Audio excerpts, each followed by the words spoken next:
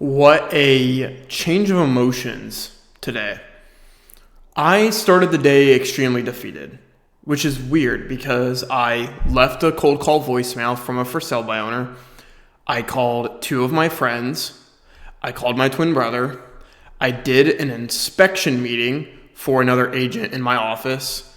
And I talked to my accountability partner for Bold. And for some reason, I still felt defeated. So you don't know what I did?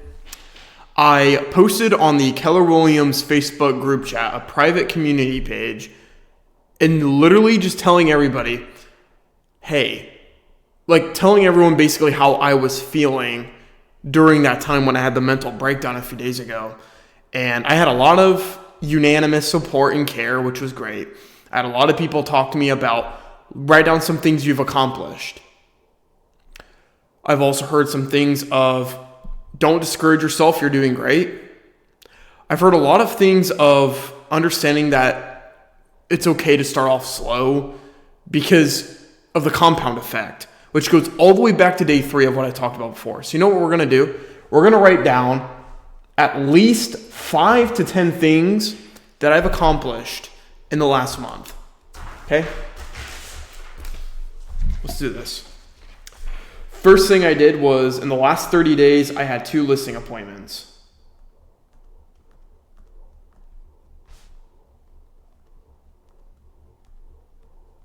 I have reached out to over 100 for sale by owners.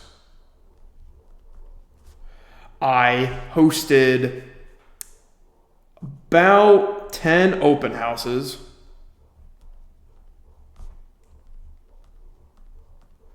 I have been consistently posting on social media about 5 days a week on average. At least 3.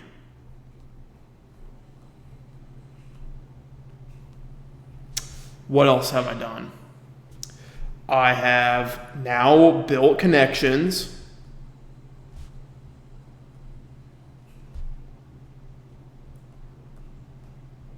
I've built connections with inspectors and builders and title reps. So Summit Title, the quick inspections, and then also Lennar, David Weekley, and Pulte Homes. So I have networked with business to business. I have talked to the for sale by owners. You see, this, you can't read it.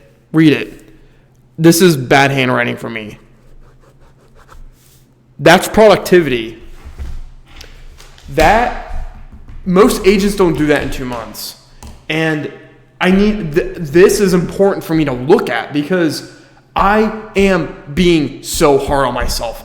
And it's been this way for so long because I haven't seen as much progress as I would have liked. The fact of the matter is this. Okay? When you're in real estate, your first transaction is in 6 months. I just hit 1/3 of that. I am 33% in before an average agent closes their first transaction. And even then, the rookie of the year who's likely going to win this year did not close his first sale until his 7th month mark. 7th. Okay, that's like saying, okay, so September, October, November, December, January, February, March, April. That's like saying I don't close anything until April. I'm going to get something done before April. That's just how it's going to be. But that's crazy. But you know what? The compound effect is real. And when I see this, I look at that and I say, I'm only going to get better from here. I talked with my for sale by owner accountability partner, not Tyler, but another guy named Kevin. He gave me a lot of resources. We're going to end up holding each other accountable and making for sale by owner calls and trying to correlate that and set up listing appointments. But I'm only going to get better from here, okay? And this is good numbers for someone that's has the experience that I do. So I need to get myself credit and just understand that money, I will figure something out with money. I have to, okay? I have, again, the graphic design, the DoorDash. I just got paid for the home inspection visit. I got to do what I got to do to make money, but this This needs to stay. I need to look into this and stop thinking about this. I get in my head way too easy because that's just my natural way of things. I just always think negative of myself.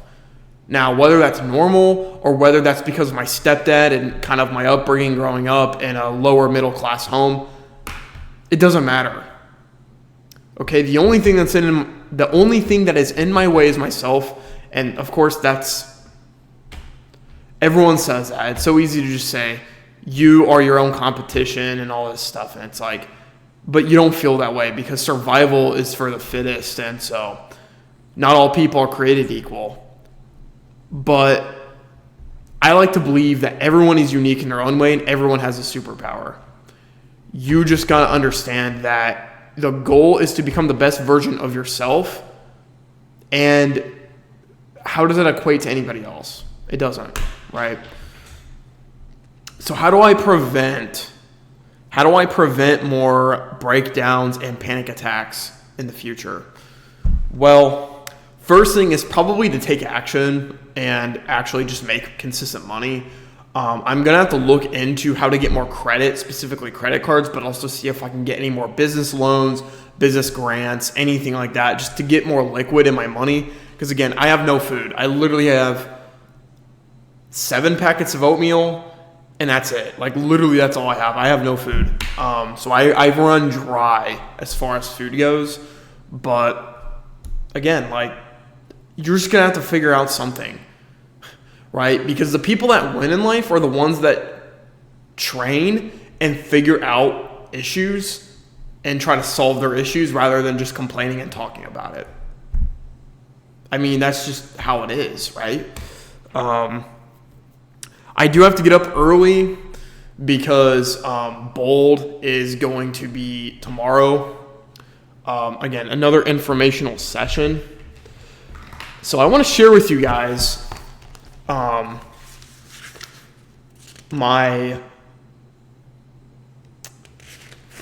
want to share with you guys my goals.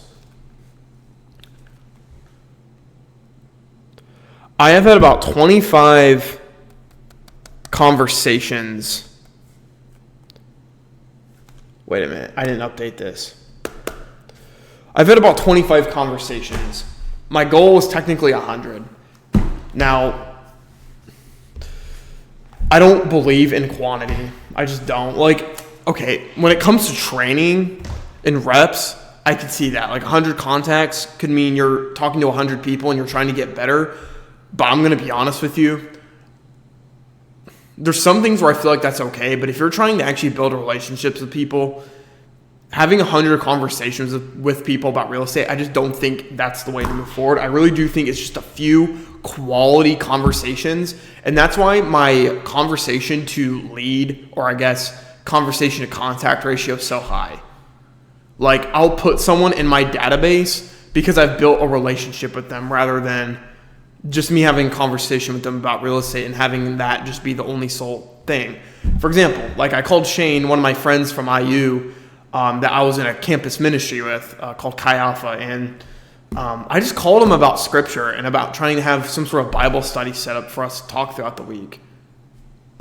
So again, like I'm at that point where I'm trying to focus more on authenticity and conversations that are more enticing to them instead of them just talking to me about real estate, right? Because I mean, if there's one thing I've learned in this business, it's that people love talking, especially about themselves.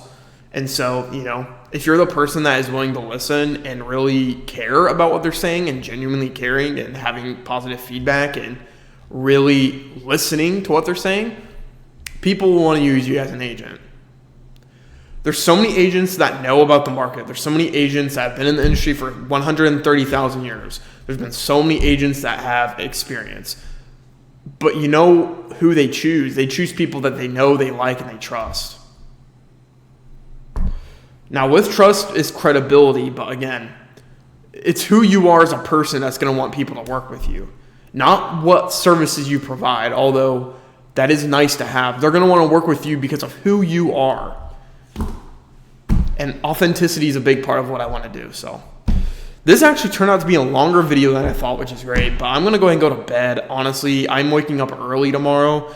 So, yeah, it's almost midnight. I need to go to bed. Thank you guys for watching, though.